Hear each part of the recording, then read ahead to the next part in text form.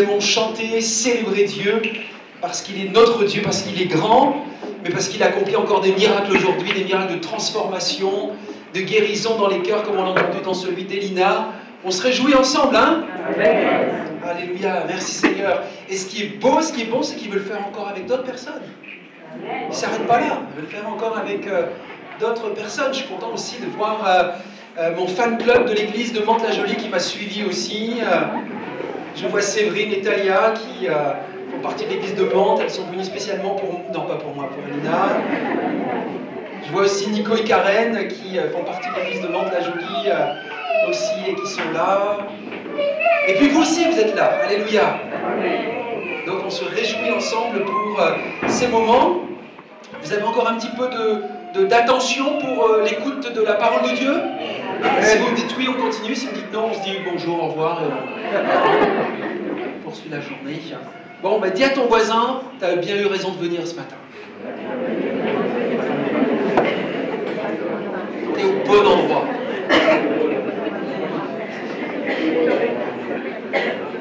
Merci. J'aimerais vous partager 2-3 témoignages d'ailleurs de personnes pour introduire ce message.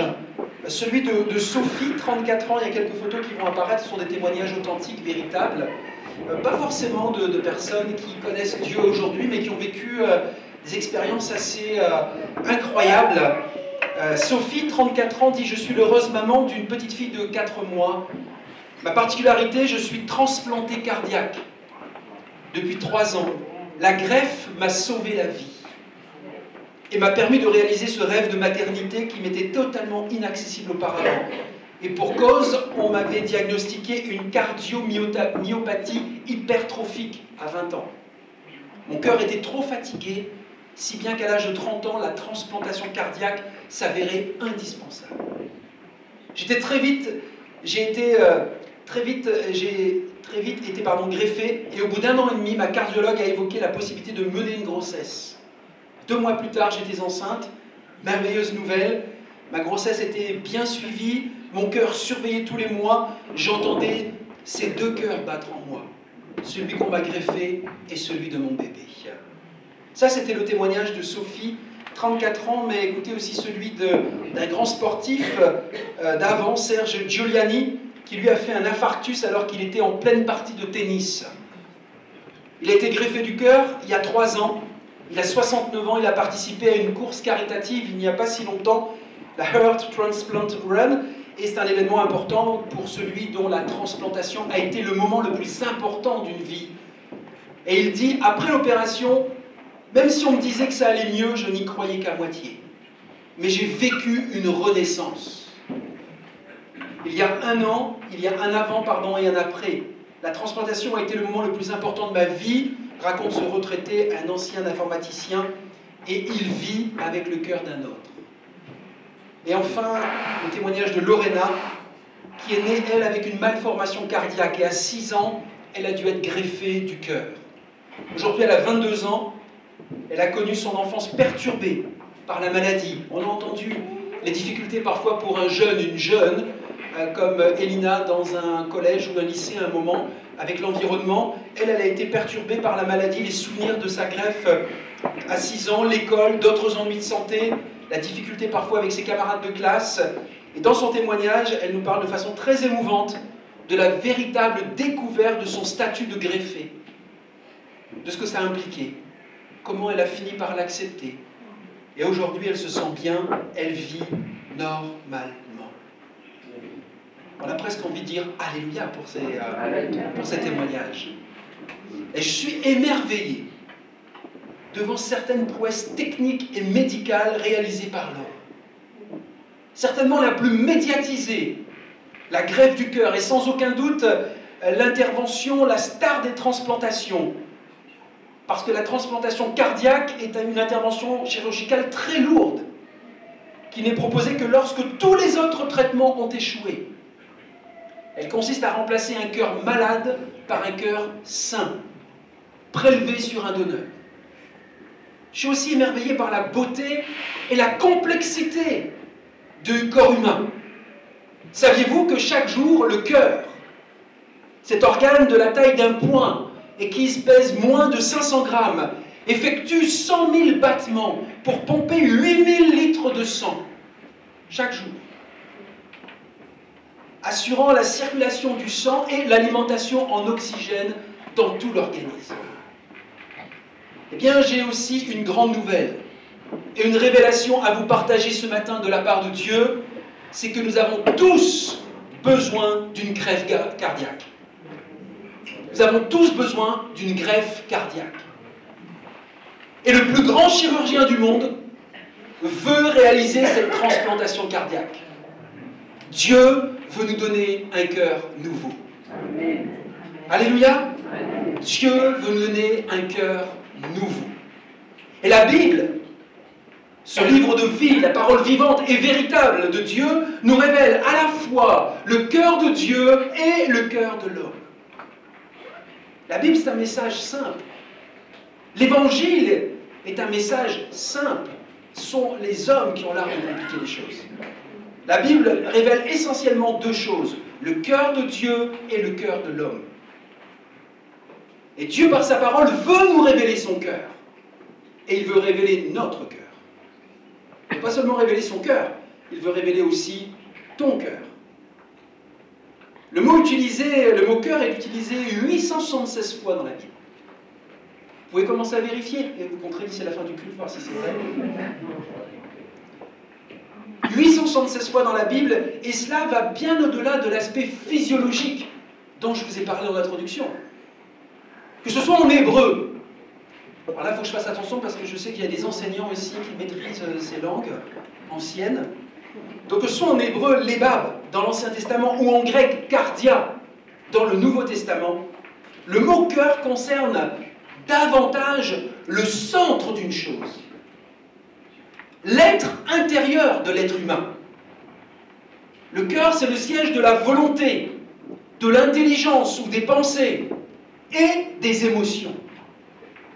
Un centre qui est soit orienté vers Dieu, qui recherche sa présence et à lui obéir, soit au contraire, un centre qui va être révolté contre Dieu et qui va désobéir à Dieu.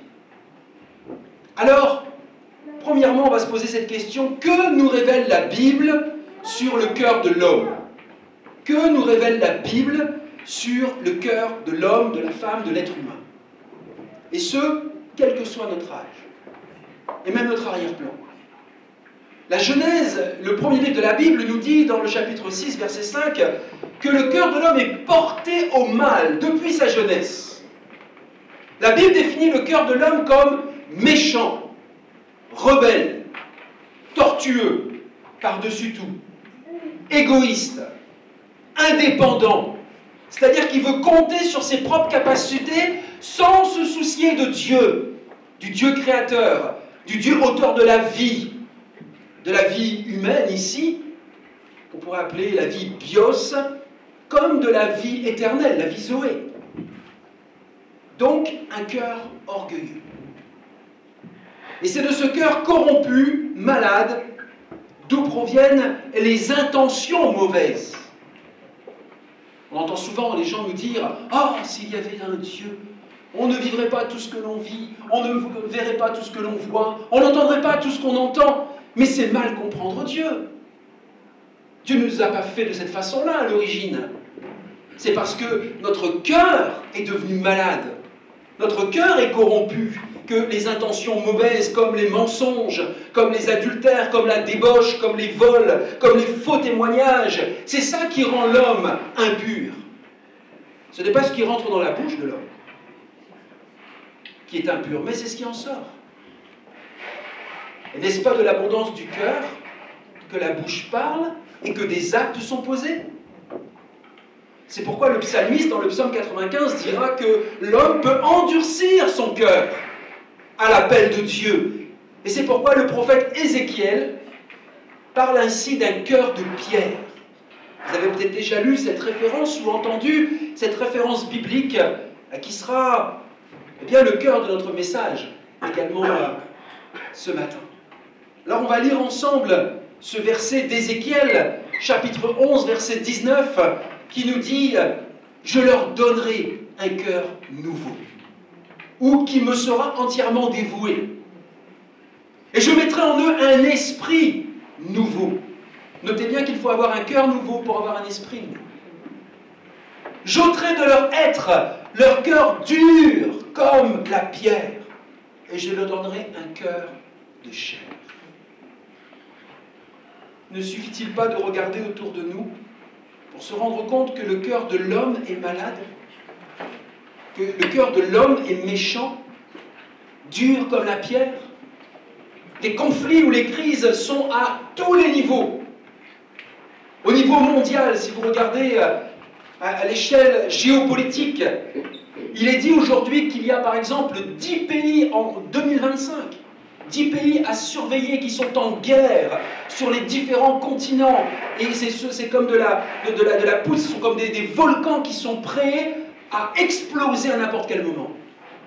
10 pays actuellement. Donc peut-être on va entendre la fin du conflit israélo-palestinien ou russo-ukrainien, mais sachez bien que demain, après-demain, c'est une autre situation de guerre qui éclatera dans le monde.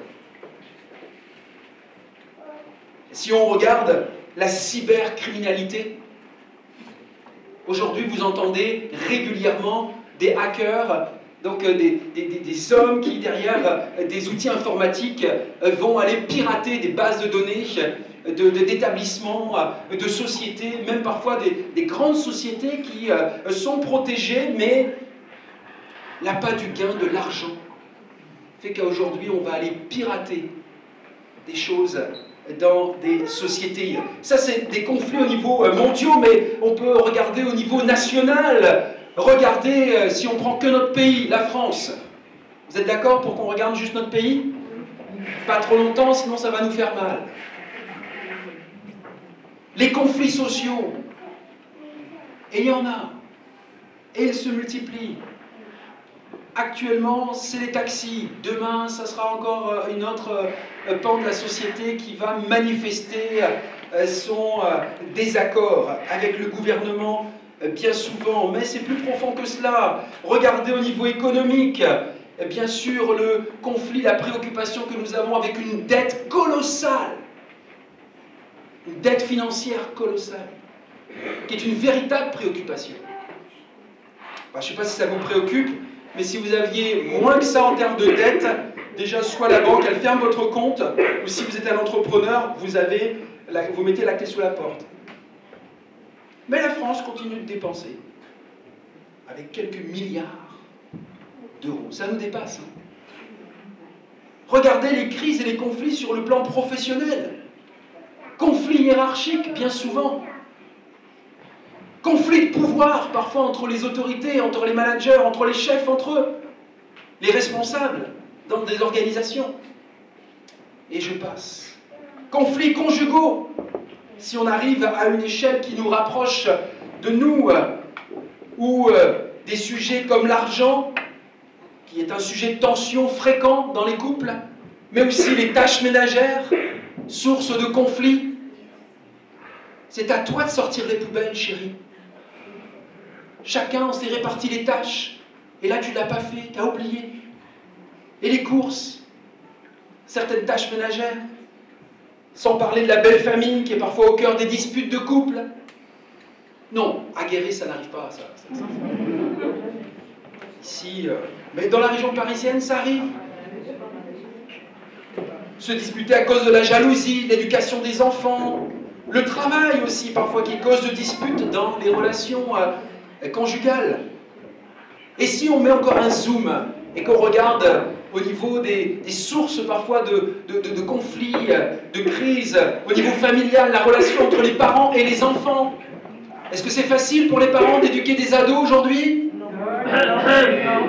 Est-ce que c'est facile pour des ados aujourd'hui de nous entendre avec les parents? Ils sont où les ados? Les adotes aussi. Allez, soyons honnêtes. Talia, c'est facile d'être adote à la maison? Ou à l'école, c'est pas facile. Mais je comprends. Je comprends, il y a tellement d'influence, tellement d'enjeux. Parfois, les parents sont tellement pris dans le tourbillon de la vie, entre la vie professionnelle les tâches dont on a parlé, la gestion du budget et un tas de choses qui fait qu'on ne prend pas toujours le temps suffisant pour nos enfants.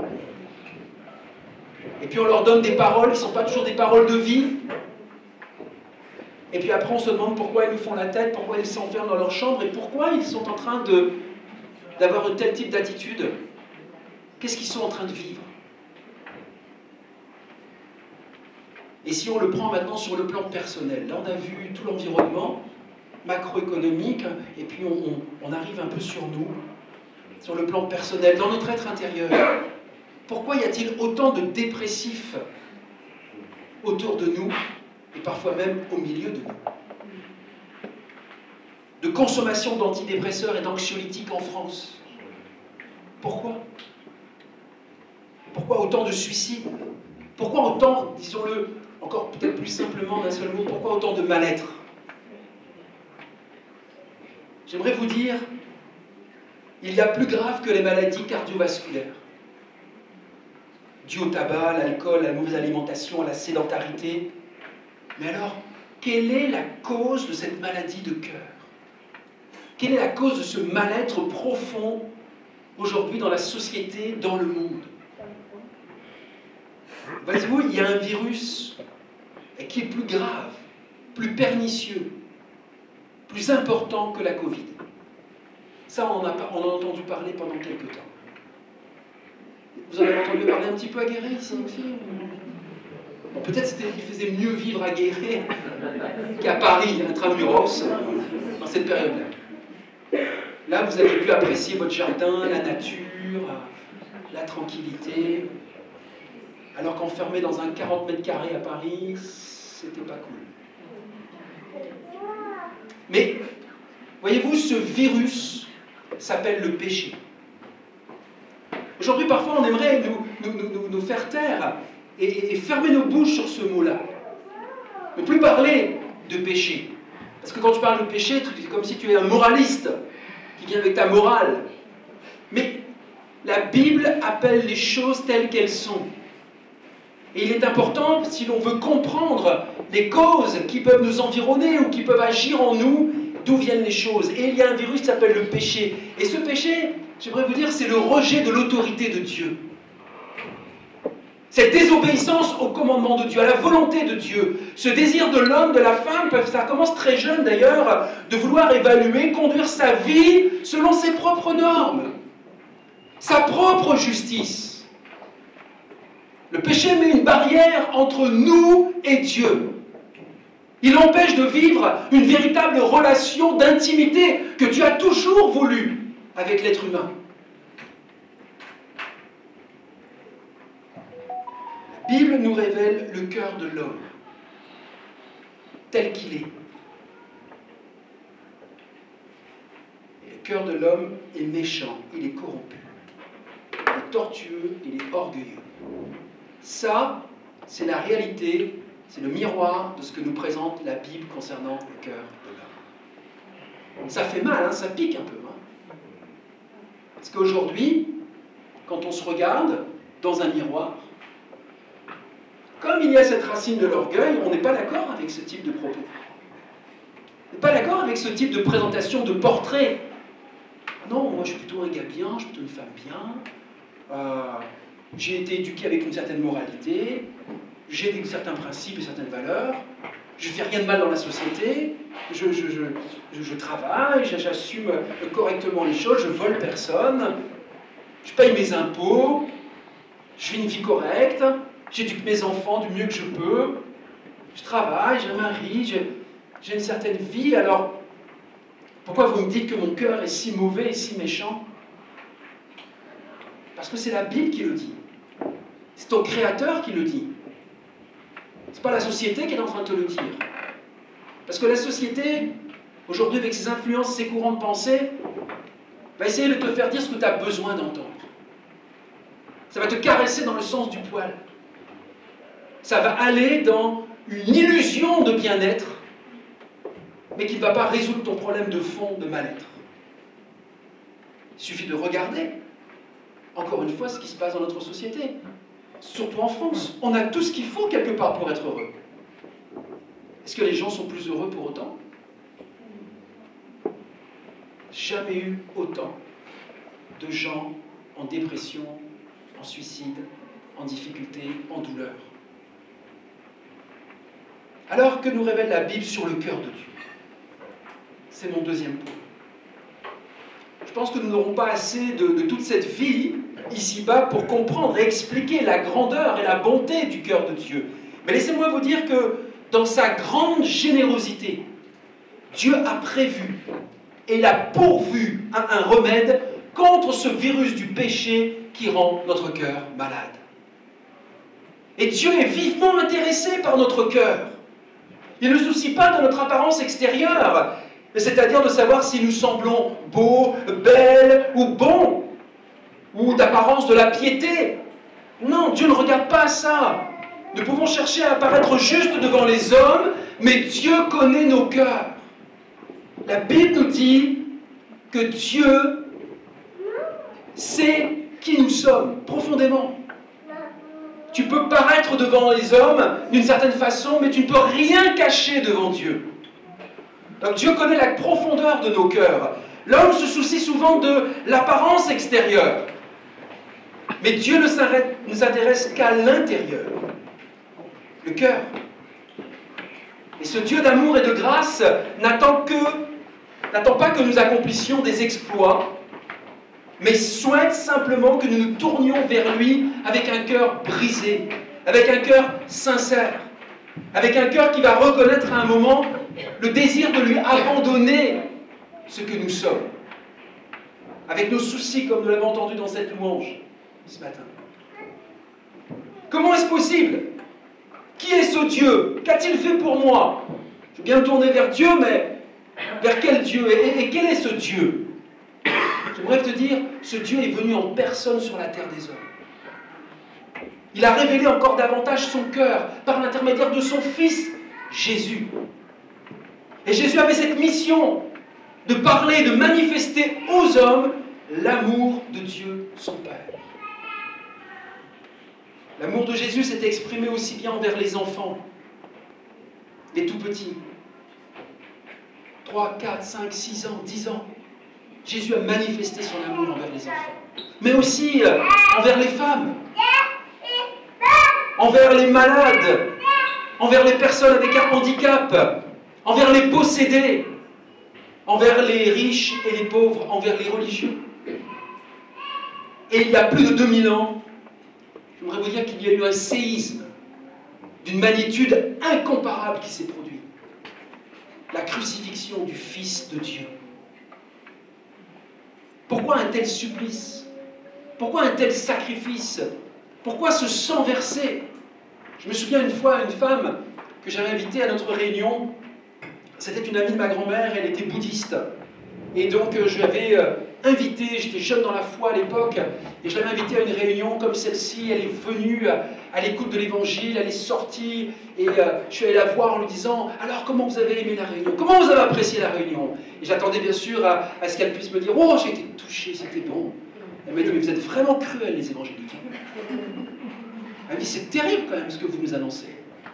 Un Dieu qui est plein d'amour, qui donne son Fils, et son Fils meurt sur une croix, cloué, et il saigne, percé, mais elle dit c'est horrible. J'ai reculé de 2 pas. Je me suis dit, waouh, ça n'a pas produit l'effet qu'on souhaitait dans son cœur. Mais parfois, comprenez que le message doit faire un chemin dans notre cœur. Quelque temps plus tard, je faisais mon service militaire sur la région parisienne. Elle habitait Fontainebleau, donc je suis allé faire mes classes à Fontainebleau. Elle m'a invité à une réunion bouddhiste chez elle. Donc j'y suis allé, puisqu'elle avait répondu favorablement à l'invitation que moi je lui avais lancée. Alors je me suis dit, je ne suis pas quelqu'un de sectaire, je vais aussi aller voir sa réunion bouddhiste. J'y suis allé, il y avait 20 personnes dans la salle. Il passe un moment devant un meuble qui s'appelle le Gonzon, et tu lui récites des mantras devant le Gonzon. Un mantra, ça veut dire que tu répètes des paroles dans une...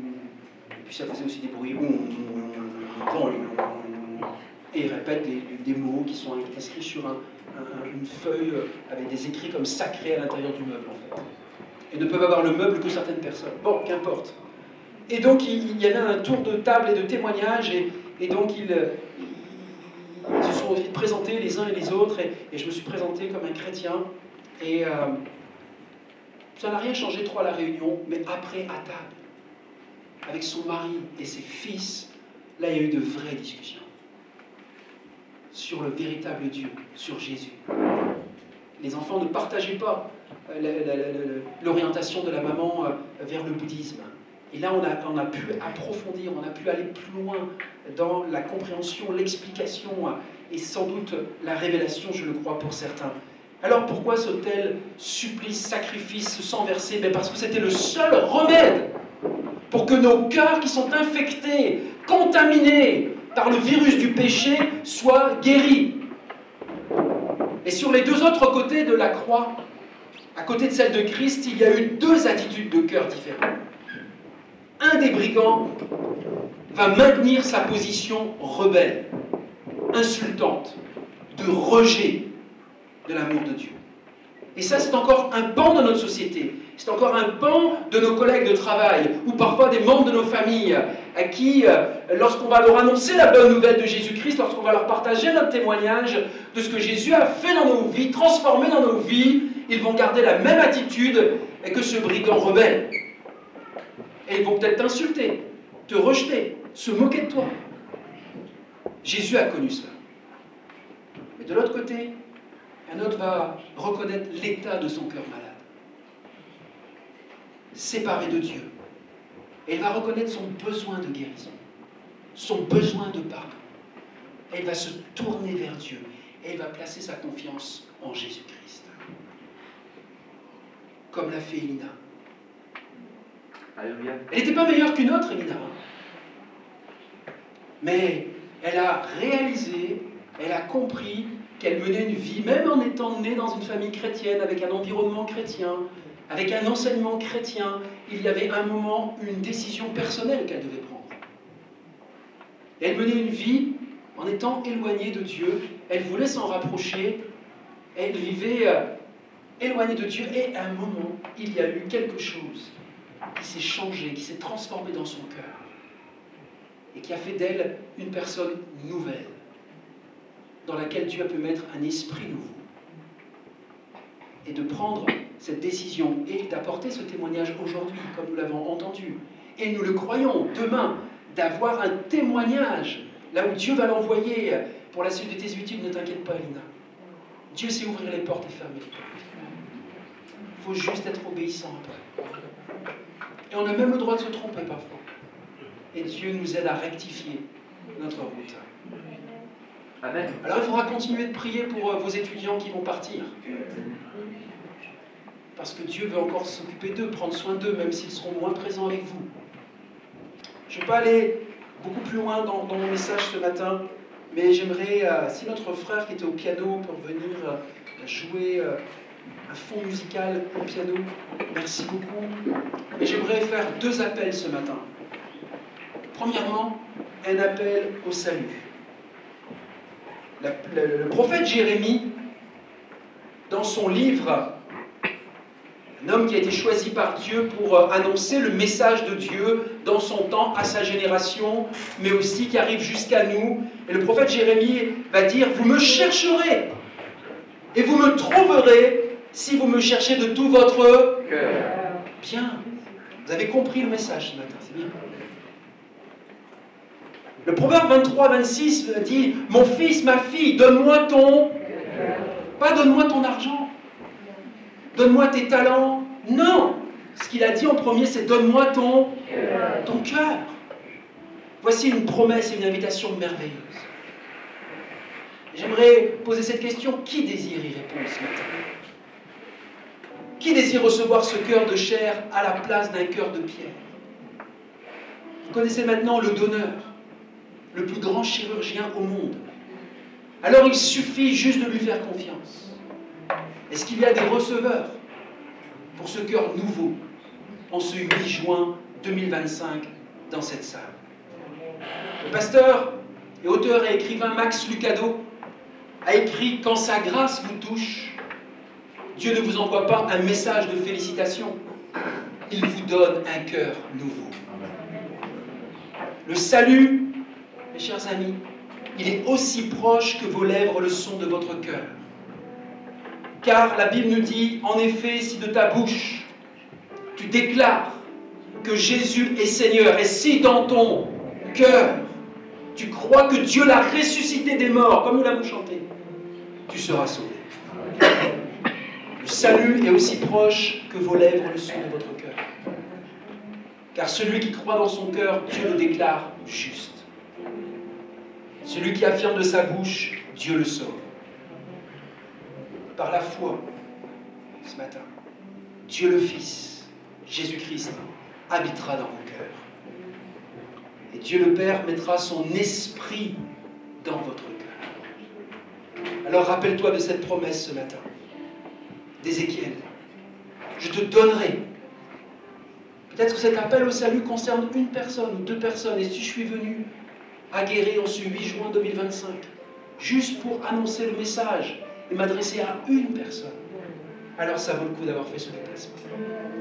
Je serais content d'avoir pu être juste un messager qui apporte une bonne nouvelle et qui permet à une personne, un adolescent, un jeune, une jeune, un homme, une femme, qui est encore en indécision, qui était encore en réflexion, et qui se demandait encore si ça valait le coup, ça valait la peine véritablement de s'intéresser à ce Dieu, de pouvoir vraiment lui faire confiance, de lui abandonner sa vie.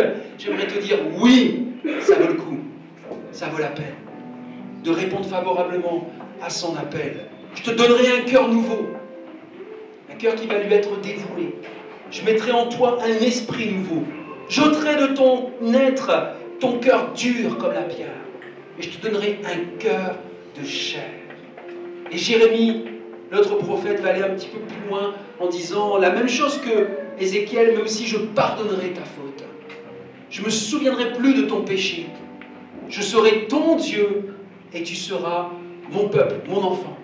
Tu seras à moi. Alléluia. Est-ce qu'on peut incliner nos fronts juste un instant? Fermer nos yeux.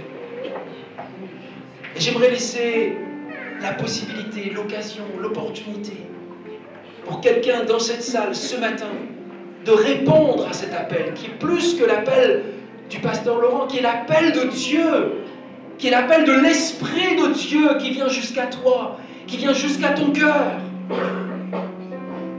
Et dans la simplicité, mais surtout dans la sincérité de ton cœur, tu peux ce matin prendre cette décision de dire oui Seigneur, je veux reconnaître que tu es mon Dieu créateur, mais que tu es aussi mon Dieu sauveur, que je suis un pécheur. Je reconnais que mon cœur est malade, qu'il est infecté, et que j'ai besoin de ce remède. J'ai besoin que mon cœur soit nettoyé, purifié. Comme Jésus l'a dit, heureux ceux qui ont un cœur pur. Jésus veut purifier nos cœurs. Encore aujourd'hui, il est capable de le faire. Ce n'est pas une question d'âge, ce n'est pas une question de sexe, ce n'est pas une question de rang social, ni de couleur de peau. C'est vraiment une question personnelle que Dieu t'adresse, que Dieu te lance ce matin, en ce 8 juin 2025. Alors, est-ce qu'il y a des receveurs dans cette salle d'un cœur nouveau, d'avoir un cœur nouveau? Lève simplement ta main à ta place. Je ne te demanderai pas de venir sur le devant. Je prie pour toi. Je prie pour que vraiment Dieu vienne faire son œuvre dans ton cœur. Lève bien ta main. Prends cette décision devant Dieu. C'est Dieu qui te voit, c'est Dieu qui te regarde. Plusieurs mains se sont levées, hommes et femmes dans cette salle, jeunes et moins jeunes. Tu veux le salut de ton âme. Tu veux la guérison de ton être intérieur. Alléluia. Merci Seigneur de voir ces mains levées, ces cœurs qui s'ouvrent devant toi. Plusieurs le font. Je me permets d'insister parce que tu ne sais pas, tu ne maîtrises pas ta vie. Aujourd'hui tu es là, nous sommes là, mais dans une heure, dans un jour, nous ne savons pas ce que notre avenir nous réserve. Et pourtant il y a une vie ici-bas à vivre, mais il y a aussi une vie éternelle à vivre. Est-ce que tu es prêt pour l'éternité? Est-ce que tu es prêt pour retrouver ceux qui nous ont devancés dans la foi? Est-ce que tu es prêt à vivre ce plan extraordinaire d'amour, de vie que Dieu a pour toi? Alléluia. Reçois ce cœur nouveau. Recevez ce cœur nouveau ce matin de la part de Dieu. C'est son esprit qui fait son œuvre ce matin. Dans les cœurs, dans cette salle, dans ce lieu. Merci parce que tu connais, Seigneur, la vie de ces hommes, de ces femmes qui lèvent leurs mains, Seigneur, devant toi. Plus qu'une main levée, ce sont des cœurs qui s'ouvrent. Ils ouvrent la porte de leur cœur. Ils te disent, Seigneur, me voici, Seigneur. Vois ma situation. Entends le cri de mon cœur qui peut-être s'exprime depuis des jours ou des années. Mais aujourd'hui, c'est alors que tu entends sa voix. N'endurcis pas ton cœur, mais véritablement ouvre-lui la porte de ton cœur. Et il viendra faire sa demeure. Il viendra habiter en toi. Alléluia. Dans ta volonté, dans tes pensées, dans tes émotions, il va venir faire son œuvre. Merci, merci, merci. Merci Seigneur. Dieu le Fils, Jésus-Christ a établi une alliance nouvelle. Bien meilleure que l'ancienne alliance de Moïse. Moïse avait expérimenté la première Pâque, la délivrance du peuple élu Israël de l'esclavage égyptien. Et 50 jours plus tard, dans le désert, sur le mont Sinaï, il a reçu la loi divine, la loi de Dieu écrite sur des tables de pierre. Mais la nouvelle alliance accomplit les promesses qui ont été faites en Jésus-Christ. Notre Pâque, l'agneau de Dieu qui va donner sa vie, qui a donné sa vie, qui a versé son sang pour nous épargner de la mort. Et 50 jours plus tard, mes amis, la loi est écrite dans les cœurs lors de l'événement de la Pentecôte par le Saint-Esprit. Nous sommes dans ce week-end de Pentecôte, dit de Pentecôte. Et nous aimerions réaliser ensemble que c'est bien plus et qu'un pont que 3 jours et qu'un jour férié supplémentaire, qu'une date dans un calendrier. Nous voulons nous rappeler ensemble que c'est un événement extraordinaire qui s'est produit il y a plus de 2000 ans sur la terre des hommes. Et que c'était une promesse que les prophètes avaient annoncée, que Jésus a réalisée.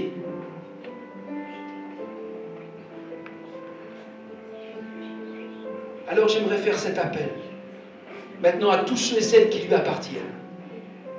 Il y a ceux et celles qui ont levé leurs mains parce qu'ils veulent un cœur nouveau. Mais toi, mon frère, ma sœur, tu connais cette merveilleuse personne, cette merveilleuse présence du Saint-Esprit. Parce qu'elle nous permet de naître spirituellement, de naître de nouveau. Ce qu'on appelle la conversion, la régénération, la reconnexion à Dieu ton Créateur et ton Père céleste pour recevoir cette vie éternelle. Maintenant, le Saint-Esprit vit en toi. Toi qui as donné ta vie à Jésus, toi qui es né de nouveau, le Saint-Esprit vit en toi. Il habite dans ton être entier, ton corps, ton âme et ton esprit. J'aimerais te dire, c'est bien, c'est extraordinaire et c'est merveilleux d'avoir fait ce choix, d'avoir pris cet engagement. Mais le Saint-Esprit, cette merveilleuse personne, veut t'amener beaucoup plus loin que ça encore. Elle veut en ce dimanche 8 juin 2025, elle veut te remplir de sa personne. Elle veut t'accorder cette plénitude de l'Esprit pour devenir un instrument influent entre les mains de Dieu, pour que sa volonté s'accomplisse dans ta marche quotidienne, dans ton appel de témoin et de serviteur, de servante de l'Éternel. Cette merveilleuse présence du Saint-Esprit veut témoigner à ton esprit que tu es enfant de Dieu. Proclame régulièrement, certains dans cette salle, ont besoin d'entendre ou de réentendre qu'il est nécessaire de proclamer ton identité en Jésus-Christ. Qui tu es devenu en Jésus-Christ. Parce qu'il y a une chose que l'adversaire de notre âme va essayer de te voler avant tout, c'est ton identité en Jésus-Christ.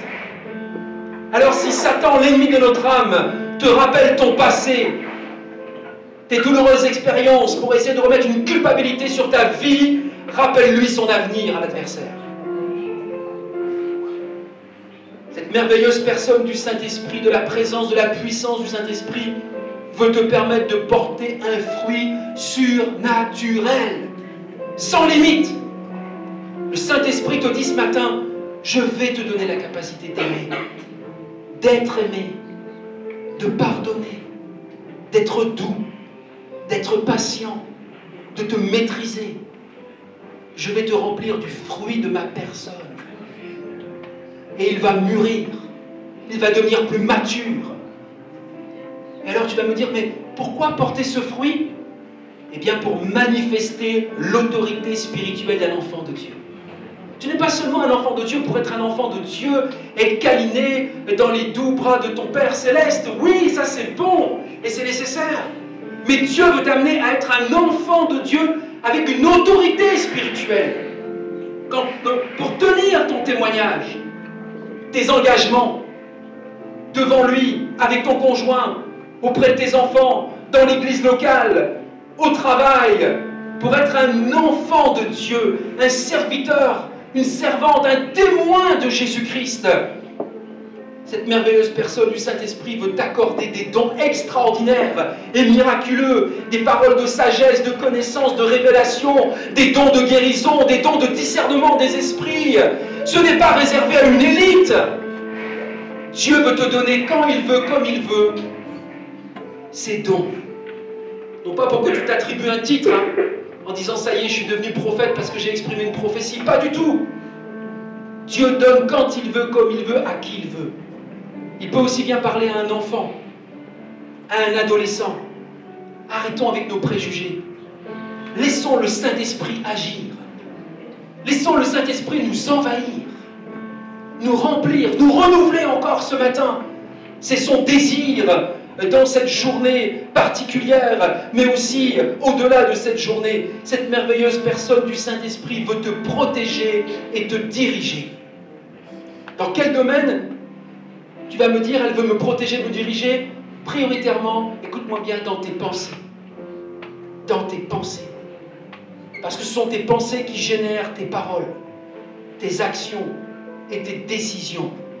Et ça, à tout moment. Contre l'égoïsme, contre l'envie, contre la jalousie, contre le manque de pardon. Il y a des parents ici, je ne vous connais pas. Il y a des parents ici qui doivent demander pardon à leurs enfants. Et il y a des enfants qui doivent aussi demander pardon à leurs parents. Le manque de pardon est une plaie terrible au milieu de nous, alors que ça devrait être une arme par excellence que nous utilisons les uns et les autres chaque fois que nous blessons quelqu'un, chaque fois que nous avons mal parlé, mal pensé, mal agi. Nous devrions aller devant Dieu, bien sûr, premièrement, lui demander pardon, qu'il nous donne aussi sa force pour ensuite aller demander pardon à son épouse, à son conjoint. Aller demander pardon à ses enfants. Aller demander pardon à son frère, sa sœur. Si nous voulons la bénédiction, si nous voulons cette effusion de l'esprit, si nous voulons cette autorité spirituelle, alors il est nécessaire de nous laisser protéger et guider par le Saint-Esprit. Je termine, parce que je m'adresse encore à toi, mon frère, ma sœur de cette assemblée. La personne, la présence, la puissance du Saint-Esprit veut te fortifier puissamment dans ton être intérieur. Tu peux parfois peut-être voir tout qui s'écroule à l'extérieur de toi, mais avoir une force à l'intérieur qui te porte. Le Saint-Esprit est celui qui te donne une paix incomparable, une joie inexplicable, une fidélité pour tenir tes engagements envers Dieu, ton conjoint, ton responsable d'équipe à l'église et même au travail. Chers amis, j'ai perdu ma maman il y a 3 mois. Elle est partie d'un cancer du pancréas après 1 an et demi de combat, de lutte, de douleur. Ma mère a été une des femmes, pour ne pas dire la femme d'influence dans ma vie. J'ai eu le privilège d'avoir 55 ans avec moi. Elle est partie. Elle est partie en aimant Dieu. Jusque dans sa chambre d'hôpital, dans les soins palliatifs, elle a distribué des petits blancs à tout le personnel médical. Elle reste un modèle. Je vis encore des yo-yo émotionnels. Il y a des moments qui sont difficiles parfois quand je me retrouve seul. Je pense à elle, j'ai des souvenirs de ses messages, de sa voix. J'ai vécu cette année la première fête des mères sans ma maman. Et j'aimerais vous dire, celui qui me porte, celui qui me fortifie à l'intérieur, celui qui me donne encore de continuer à marcher, à avancer, à espérer, à continuer le chemin, c'est le Saint-Esprit. C'est la présence du Saint-Esprit. C'est la personne du Saint-Esprit qui me console.